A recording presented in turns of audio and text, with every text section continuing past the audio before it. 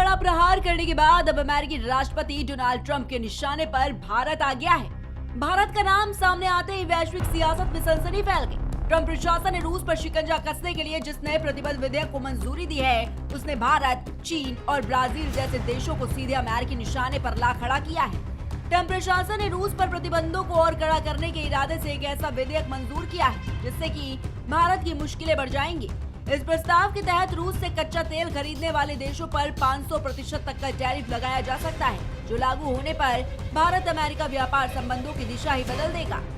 इस सख्त विधेयक की पुष्टि अमेरिकी सीनेटर लिंडसे ग्राहम ने की है।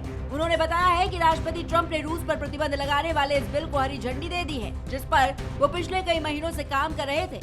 ग्राहम का आरोप है कि रूस से सस्ते दामों पर तेल खरीदकर भारत, चीन और ब्राजील जैसे देश रूसी राष्ट्रपति व्लादिमीर पुतिन की युद्ध मशीन को आर्थिक ताकत दे रहे हैं। अमेरिका का मानना है कि यूक्रेन युद्ध के बीच रूस की ऊर्जा बिक्री ही उसकी सबसे बड़ी ढाल बनी हुई है और इसे तोड़ने के लिए उसके व्यापारिक साझेदारों पर दबाव बनाना जरूरी है।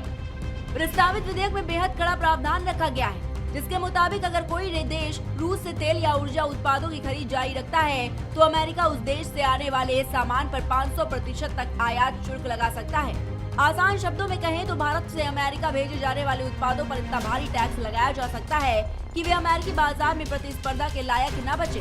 गौर करने वाली बात यह है कि मौजूदा समय में अमेरिका भारत के कुछ उत्पादों पर करीब 50% तक टैरिफ वसूल रहा है और नया कानून इस बोझ को कई गुना बढ़ा सकता है। लिंडसे ग्राहम ने सोशल मीडिया प्लेटफॉर्म एक्स पर अपनी पोस्ट में साफ किया है कि ये विधेयक सिर्फ रूस को सजा देने के लिए नहीं, बल्कि उन देशों के लिए भी चेतावनी है जो अमेरिकी प्रतिबंधों के बावजूद मॉस्को के साथ व्यापार कर रहे हैं। उन्होंने कहा है कि राष्ट्रपति ट्रंप की मंजूरी के बाद ये बिल निर्णायक मोड़ पर पहुंच चुका है और इसका असर भारत, चीन और ब्राजील पर साफ दिखाई देगा।